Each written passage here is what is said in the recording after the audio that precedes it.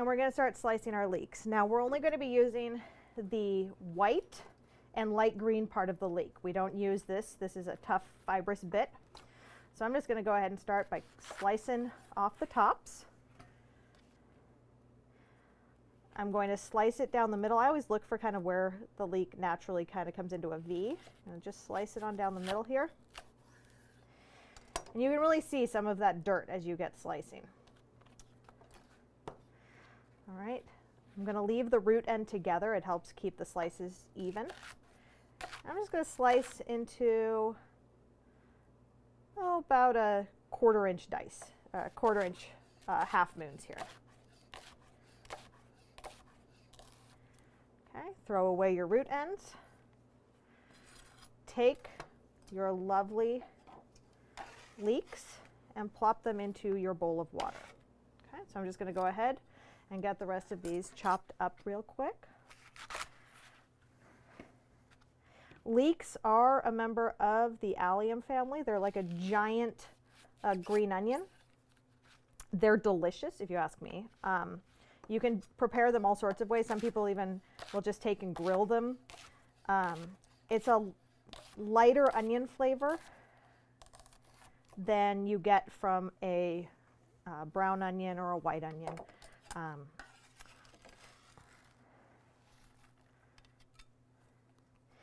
And when you cook them in a soup, they just kind of melt down into a velvety deliciousness.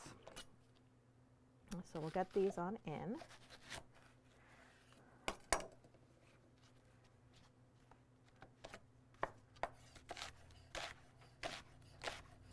Hillary, by the way, your nails are looking on point tonight. Why, thank you. I did think about this when I went and chose the green. All right.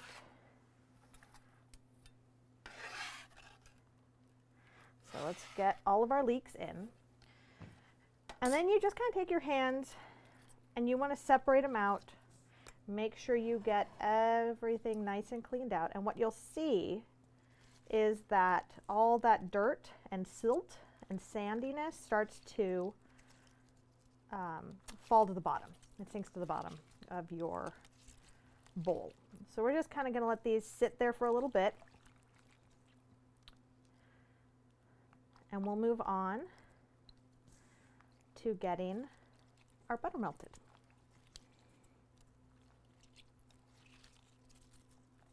Okay.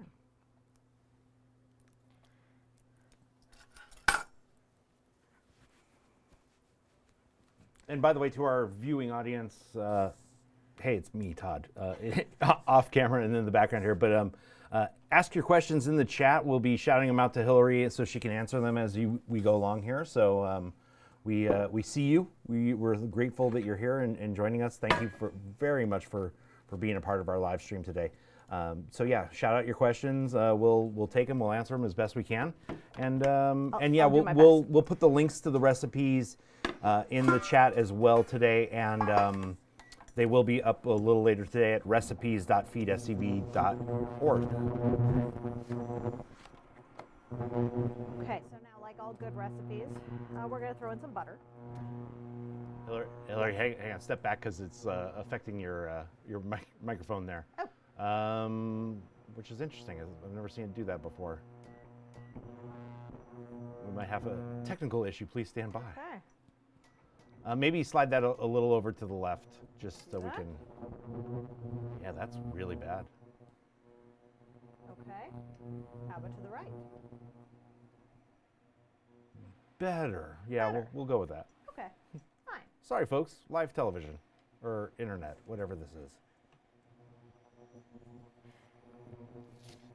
All right. Well, now we're going to put in some butter. I am using some beautiful Kerrygold Irish butter today. You certainly don't have to, but I mean, it's St. Patrick's Day, so why wouldn't you? All right, we're going to get that in. Oh. Okay. And we're just going to start getting our butter melted in our pot.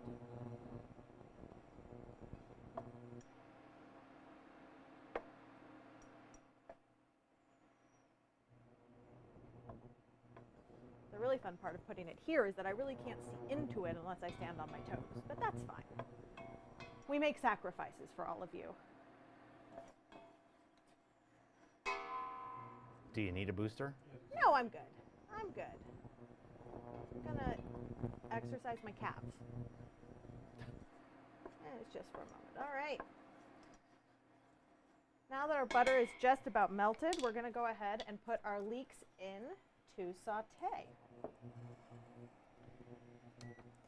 I'm going to use just a slotted spoon here, and I'm going to lift out the leeks without disturbing the dirt that's in the bottom. And we're just going to get those into our pot along with our butter. Ooh. I don't know if you guys can hear the sizzle, but I can hear a little sizzle coming.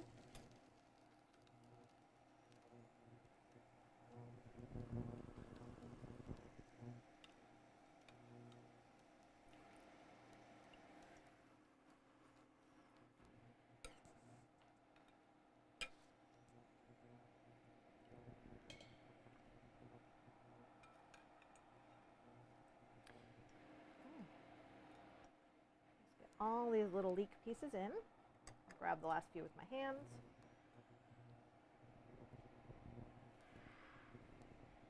All right. And I don't know if you can see, I'll just lift this over here a second. I don't know how well you can see the dirt that came off those leeks into the bottom. But it's a good thing we cleaned them because we certainly don't want to be eating that.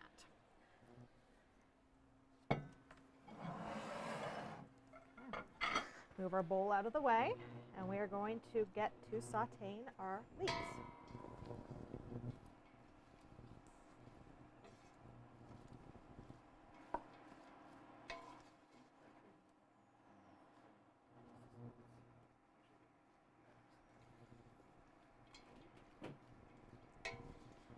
We're still having sound issues. We apologize, and the production crew is working on that.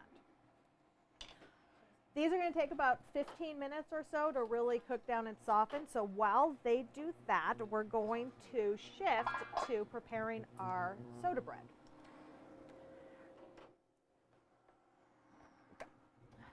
All right. And hopefully that also helps with some of the sound. I'm going to try another one.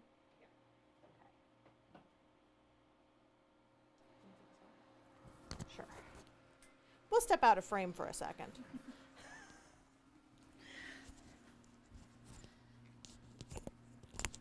Todd, is that mic hot?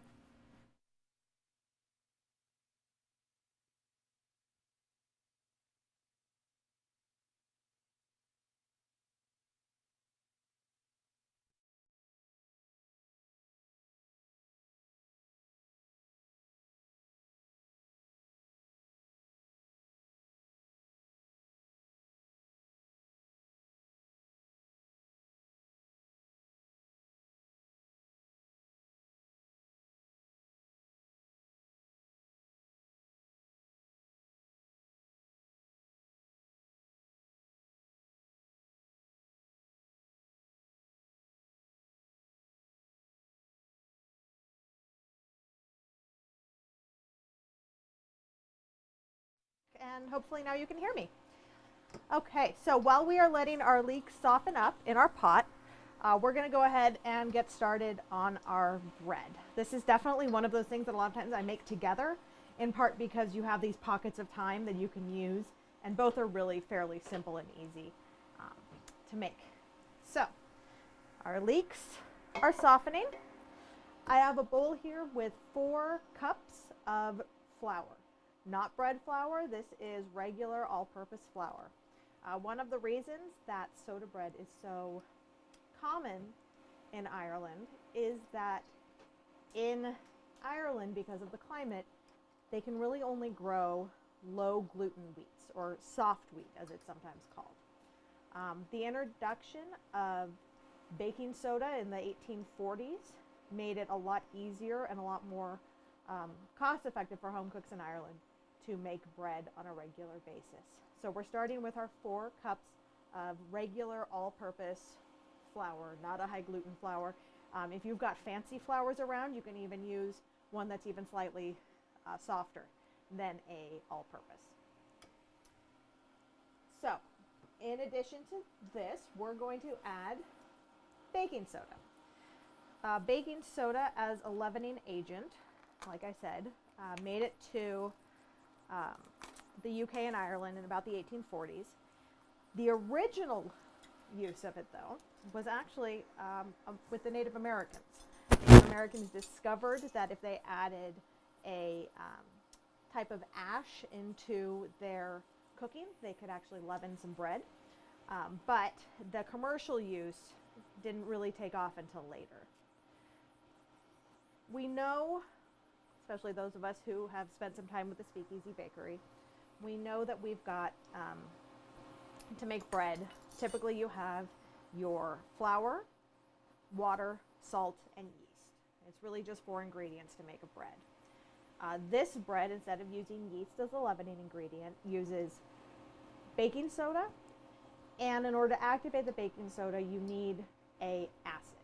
So we'll get to that in a minute, but we're going to start by getting our baking soda in. We're going to do 1.5 teaspoons of soda.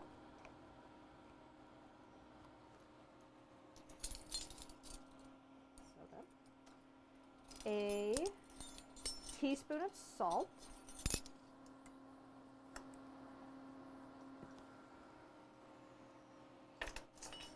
sugar, hang on a second,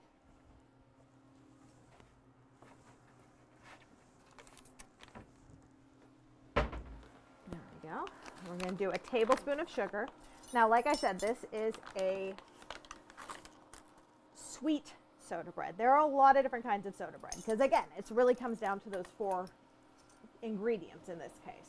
Rather than flour, water, salt, and yeast, in this case we're doing flour, salt, and then you need your baking soda and an acid. You can make this with more of a whole wheat flour. You can make, which is common in some areas, that would typically not be made with the raisins and other add-ins that we're doing here. If you want to just stop at this, you don't like raisins, you don't like all the other stuff, you can just make this as the bread itself without adding anything else to it. I'm making it the way that I like it, so we've got some sugar in there, and we're going to add in, these are our main ingredients. I thought I had a whisk. I do use a bread whisk for this, a dough whisk, this kind. As you'll see, once we add in the liquids, it does get to be kind of a very sticky dough. Okay, so we've got our dry ingredients in here. Let me check up on my leeks.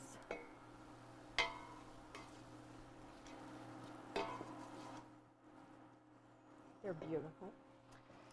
Okay, now we're going to add in a couple of flavor enhancers. The first I'm using here is caraway seeds. Okay, you probably know these or associate them more with the seeds that you'll find in, oops, sorry, hang on.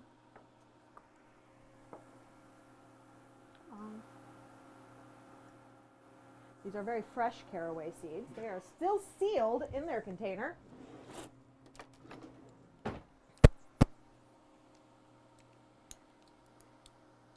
But that's fine. You probably know caraway seeds as the seeds that are in rye bread.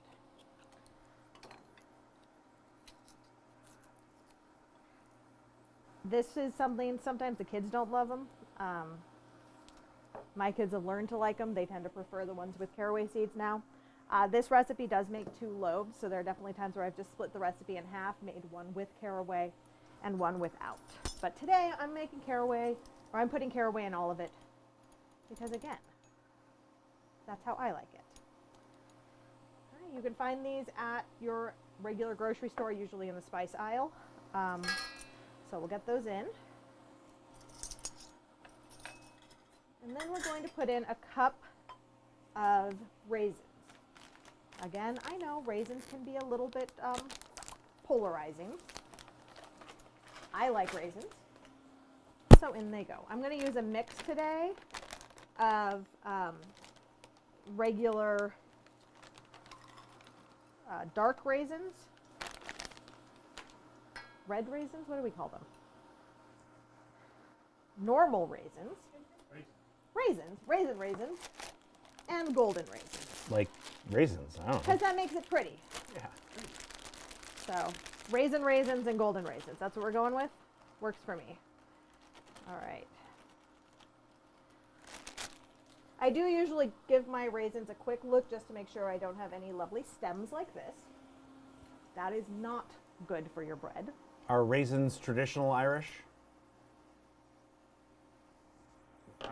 I don't know. I mean, raisins are traditional wherever you happen to have raisin or grapes that get stuck in the sun for too long. California. Definitely California. Sure. Well, and this is something where you could also use any sort of dried fruit you want. You could definitely use a currant, which, you know, just based on its prevalence in scones, I'm going to say, Sure, yeah. is pretty common in that area of the world. You could use dried cranberries. You know, that would definitely not be traditional Irish, but go for it if that's what you like. Whatever you've got as far as a dried fruit would be fine. I won't even tell if you put in a chocolate chip, but I wouldn't do caraway seeds. All right, when you put your raisins in, one thing you'll want to do is pick through and make sure that they're all separated. Okay, raisins have a tendency to kind of clump together. And by going through the flour and making sure that each raisin is coated in the flour mixture, you'll get raisins throughout your loaf instead of raisins that just sink to the bottom. So this step, a little bit messy, not the messiest part of making this bread, is really kind of critical, so you don't end up with a big giant lump of raisins in one spot instead of throughout your bread. So that's looking pretty good. Okay.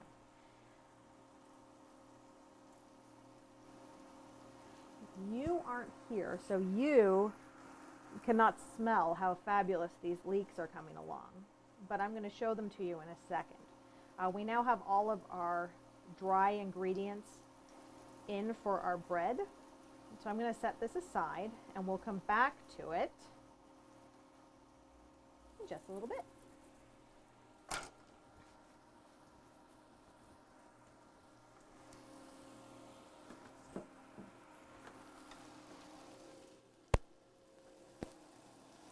Okay.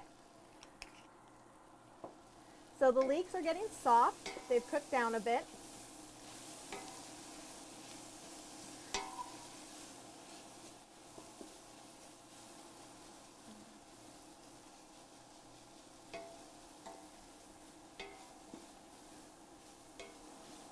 If I was cooking this at home, I would probably let them go a little bit longer, but since this is TV, I'm just going to go ahead and continue making our soup. So we've got our leeks in, nice and softened. We're going to go ahead and add in our liquids at this point.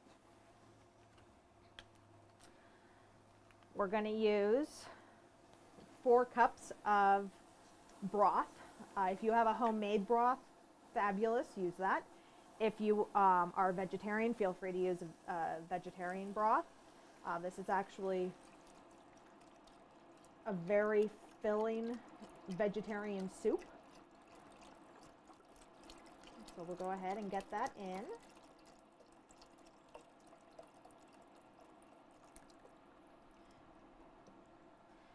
And then we're also going to add in some dairy. I have milk.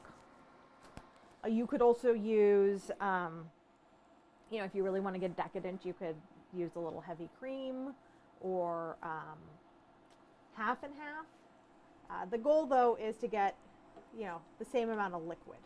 So we're doing, that was 4 cups of chicken broth. And now I'm going to do a 1.5 cups of milk. Can you use an oat milk to have it maintain a vegetarian or vegan, in this case vegan? I don't see why not. I think an oat milk could be delicious. Okay. Let me grab our milk. I'll always try it. Let's just. For those who couldn't hear, Lee asked, could you make it with oat milk off camera for the vegan persuasion? And yeah, why not? Try it. I don't see why not. Okay.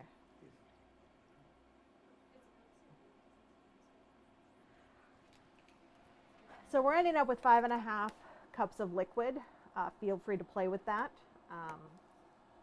Throw in some, depends on how decadent you want it to be. This soup I originally actually found on Skinny Taste, so it was made with non-fat milk and light butter. But it doesn't have to be.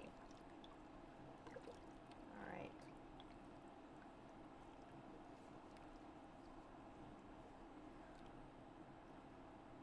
So we're going to go ahead, bring this up a bit. We are going to want it to come up to a boil.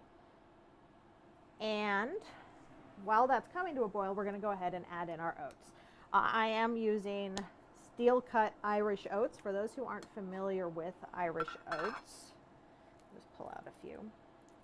Okay. I don't know, Lee, if you can get in there. But here's what your Irish oats look like. The Quaker oats that most of us have grown up with are rolled oats. So that means that they're taking the oat and just rolling it out flat. These are cut. So instead of being rolled out, they're just chopped up a bit. And they maintain kind of a little bit of a more chewy texture. So I'm going to add in 1/2 cup of oats. Now, let's talk oatmeal and porridge. I know when I say it's an oatmeal leek soup, people go, I'm sorry, did I hear that right? And I say, yes, you did. It is an oatmeal soup for a couple of reasons. One, again, oats grow in Ireland. The other piece is that while Americans tend to think of oatmeal as and porridges in general as breakfast foods, things that should be eaten sweet, around the world, there are a lot of savory porridges out there. In parts of Asia, you'll find congee, which is a rice porridge, often served with, bits of salted fish and other onions, things of that nature. If you go into if you go into Ireland, in England, sometimes you'll encounter savory porridges, savory oatmeal. If you've never tried it, I highly recommend making yourself a pot of Irish oats, frying an egg, put the fried egg on top, a little salt and pepper. It is delicious. You get a little runny egg yolk, you get the oatmeal, totally unlike the oatmeal we tend to think of here, but well worth giving a try if you've never had it. So in this case, again, we're using a cereal grain, a porridge, cooking it in with our onions, and this is something that is made with shelf-stable ingredients and things that could come out of somebody's garden, as a very kind of home-cooked dish. So while this gets going, I am going to add in a little bit of pepper.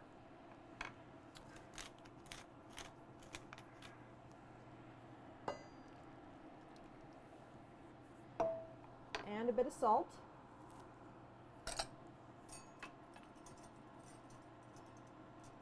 Nah, I can't measure it with a spoon. You gotta feel it.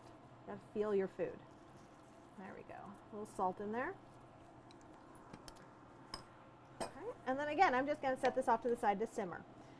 Be careful. If you've ever made oatmeal, you'll know that it does have a tendency to cook over. Same is true of this. So I would leave it, either keep a close eye on it if you do put a lid on, or just leave it without a lid as it simmers away. The oatmeal is going to thicken the broth. So again, take that off to the side. And again, while our soup does its thing over there, we're going to return to our bread.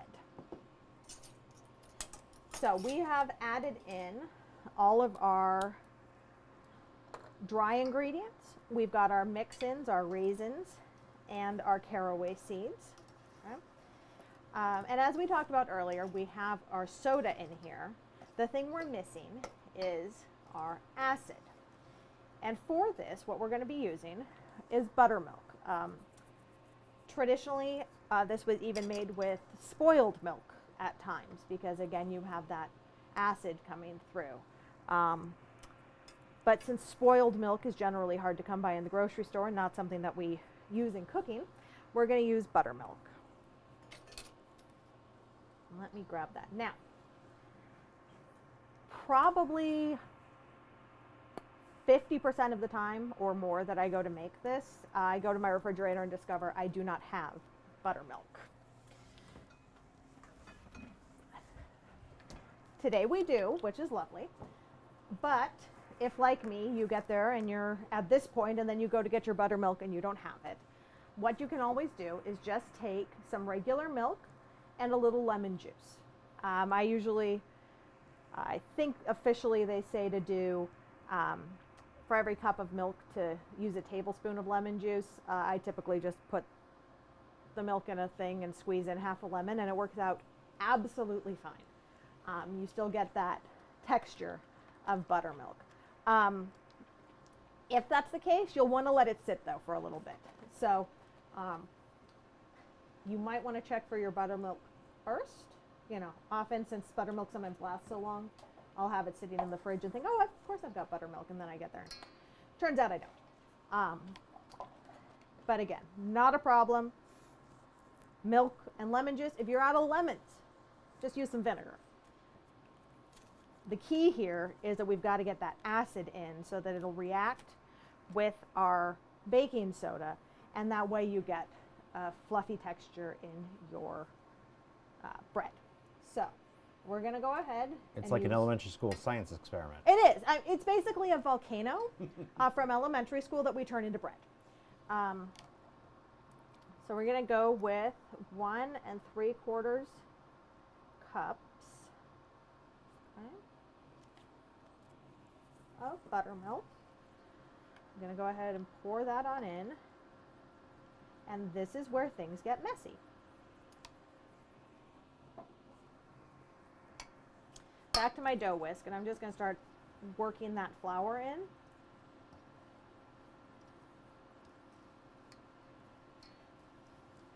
For those who are familiar with making bread, this is going to come out, it's a pretty shaggy dough, and it's going to come out softer than most bread does. It's a little softer than you know, if you make, for example, the Speakeasy sourdough, this is going to come out a little gummier than that. Just work it on in.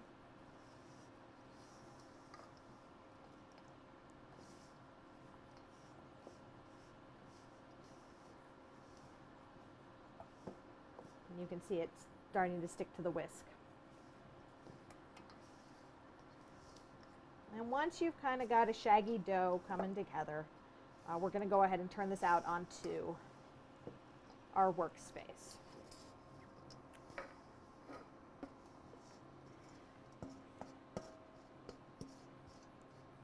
It's a funny dough. You know, normally if you're cooking and you're using chemical leavening, like a baking soda or a baking powder, what you're going to have is more of a quick bread where you have a batter that you pour into a pan, like a banana bread or a pumpkin bread. This is definitely not that. It's kind of an in-between and a little bit of its own thing. I keep my little secret trick. I got one of these little shakers from Smart and Final a few years ago, and it's what I kind of use to dust my board, dust my hands, because one of the things I don't want to do here is add in too much extra flour. Okay, so this lets me get a good sprinkle without adding it in. And of course, I've got my handy dandy Speakeasy Bakery bench knife over here. That's going to help me, as I need this enough just to bring it together into one nice lump of sorts.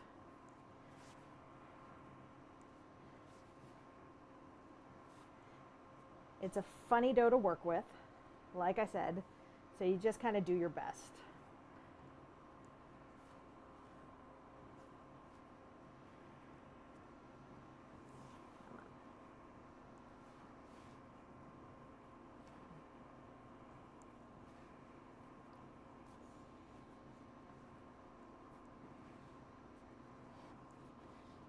It looks like it comes together pretty quick, pretty easy. It does. It does. This one, and it so depends on your, the environment too. When I was doing a practice batch of this, it came out a lot gummier. This one's coming out a little bit drier. They all end up delicious. And as we always do here, you just keep going. You always still bake it. This is definitely a rustic bread. It's supposed to be, which I always think is a benefit. This isn't something where we're looking for any fancy scoring or anything like that. So it comes together pretty quick. And again, you're not needing it to create gluten. We already talked about how we're doing this with a low gluten flour. So once I've got it together into a ball, I'm going to go ahead and just split it down the middle to make our 2 loaves. And then once again, I'm just going to form each half into a little ball of its own. Again, it's rustic. Don't try to make it perfect. We're just aiming for 2 nice bread balls. Okay.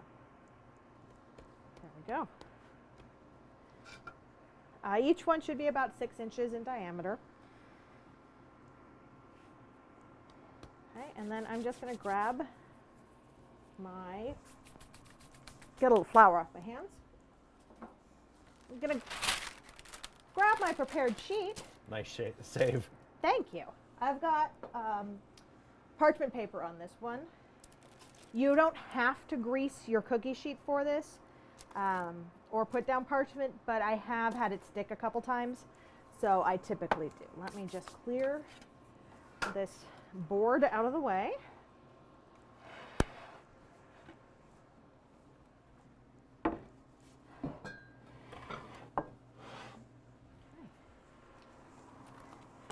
All right, and here we go.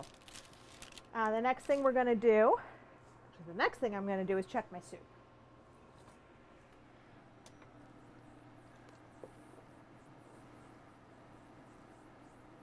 I'll actually pull that over so you can see real quick.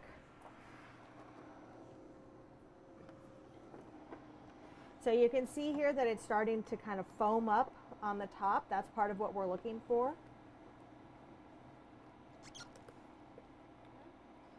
This soup will take about 40 minutes or so really to finish cooking because we're using the Irish oats. If you wanted to, you could use rolled oats. You could also use quick cooking Irish oats, which would cook in less time. But for real traditional Irish oats, you got to be patient.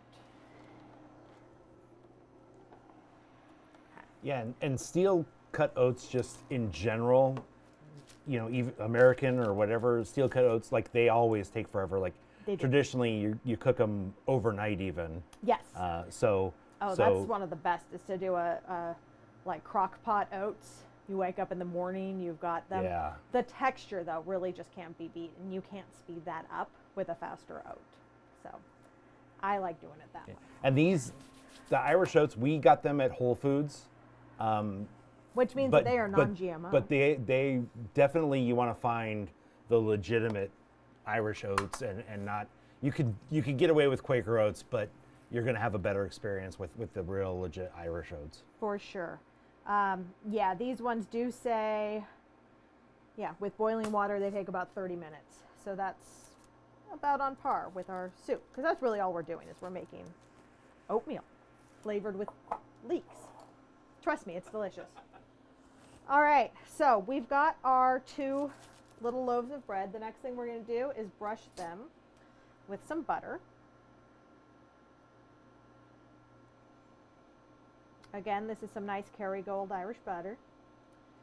And we're just going to get a nice coating of butter.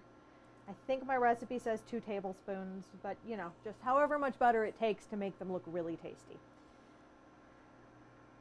Don't skimp. This is also where the color is going to come from when you bake them. Otherwise, as you may have noticed, there's very little fat in this dough. There's no eggs, there's no oil. Really all you're getting as far as fat within the dough is that buttermilk. So we want to make sure we get some nice butter on top so that they'll brown.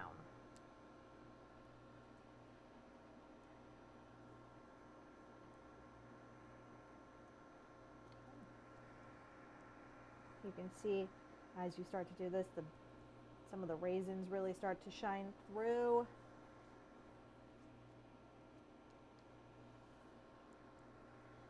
Okay. So we're nicely coated with our butter. And then we're just going to take, I know I saw them, a knife. You could use a razor blade if you wanted to, but really just a knife. And we're going to cut across into our loaf. They actually say to cut a good 1/4 inch to a 1/2 inch in. So this isn't like normal bread scoring where you just want those quick slashes. You're going to cut into it pretty good. According to legend, this was partially a religious tradition to ensure that your family was, safe, because we've cut crosses into our bread. It also just makes it look really nice because the butter parts here will brown nicely, and as they cook, they'll open up a little bit. Makes for a beautiful bread. You're going to go ahead and bake this for about 40 minutes in a 375-degree oven.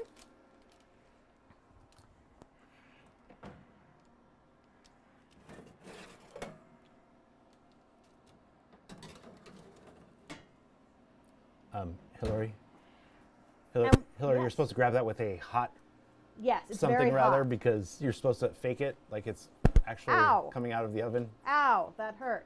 Hillary's new to television, folks. Super hurt. Do we need Okay. to call 911? I burnt both of my hands. Look, they're already, anyway. All right, so this is the bread that we baked earlier this morning so that you don't have to sit there and stare at us for 40 minutes. You'll know it's done when you can knock the bottoms and they sound kind of hollow. Then just let them cool. Let them set aside and cool while your soup finishes. Oh, here we go. Okay, you can really see here, again, we're starting to get that bubble. You're starting to get that foam. That foam is a good thing. That's some of the starch that's coming out of the oats. Almost like a risotto in a sort of way, where you've got the grain in there that's going to help thicken and enhance your broth. This will come out more as a soup. But it's looking beautiful. We've got our leeks. We've got some nice oats. You can kind of see they're starting to soften up. We're going to do a little magic once again, and to make Todd happy. So hot. So hot. Switch hands. Okay. We're going to go to one that's been cooking a bit longer. Okay. So here you can see how as I stir it now, you can see the oats actually coming up to the top. They're much fluffier than they were before.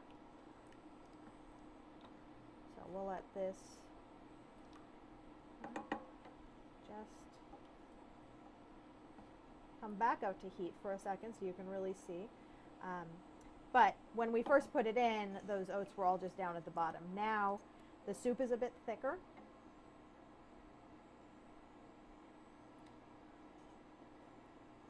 The oats have opened up. I don't know how well you can see that, but it's almost like brown rice, where when you first put it in, it's just solidly coated in the brown, and then once it cooks, you can see it start to open, and you'll see the inner parts. You'll see that with your oats, which helps you know that they're done. All right, so we have our bread. We have our soup. And I guess all that's left is to eat it.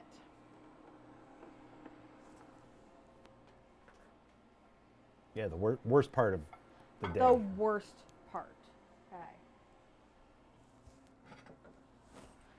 So I'm just going to grab a ladle. I'm going to ladle some of this fabulous soup into our soup bowl. Thank you, Lee. Okay.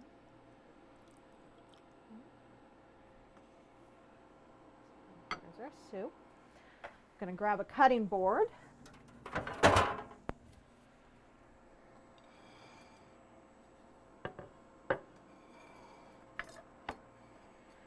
Let's move this back out of the way.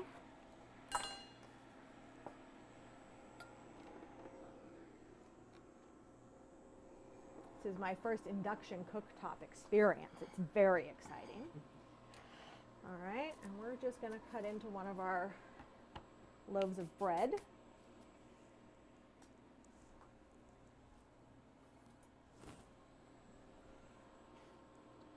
I tend to cut it in wedges.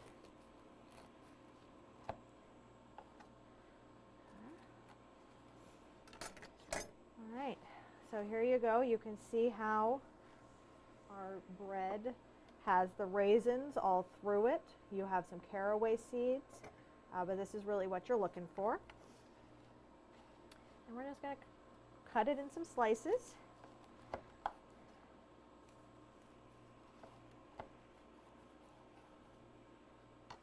Put that there. Put a little bread here on our plate with our soup.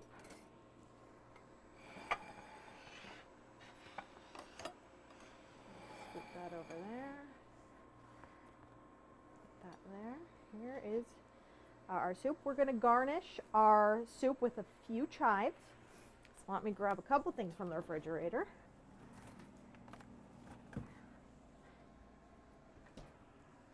Okay. I've got a few chives here. The easiest way to handle chives is just to snip them, which requires scissors. Just toss them. Do we have scissors? Of course we have scissors. Of course we have scissors. They're totally kitchen shears. Okay. So just snip a few chives on top, because you can't have enough green in your St. Patrick's Day dinner. You'll note this is authentic green, none of that food coloring beer business. Okay, so just a few chives on top. We've also got some nice spreadable Kerrygold butter.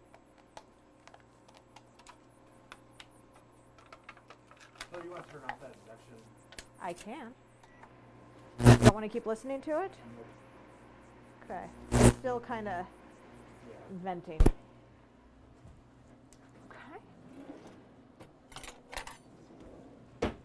Grab a butter knife, because you got to put a little extra butter on your bread. In my family, St. Patrick's Day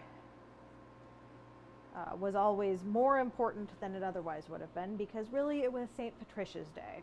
It was my Irish grandmother's birthday. She was born in 1909 in San Francisco, the daughter of an Irish immigrant mother. And in honor of Grandma Pat, I would ask that you put a little extra butter on your bread. You're also welcome to pour a little extra wine in your glass and a little extra syrup on your waffles. She made it to 100, almost 101. So whatever they say about, butter and longevity, I've got Grandma Pat there to tell me otherwise. So butter up your bread and enjoy it with your soup. We'll go ahead and give it a nice bite.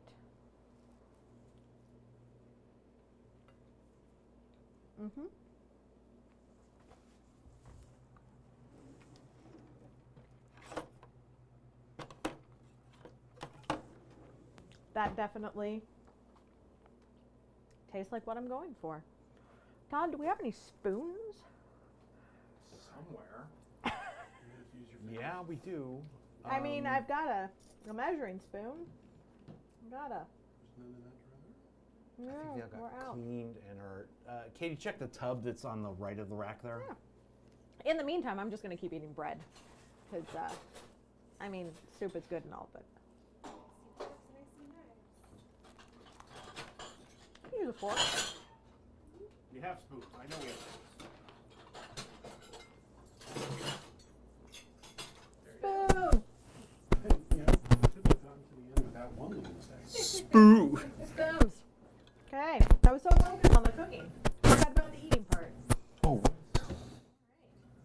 Got a little bite of our soup.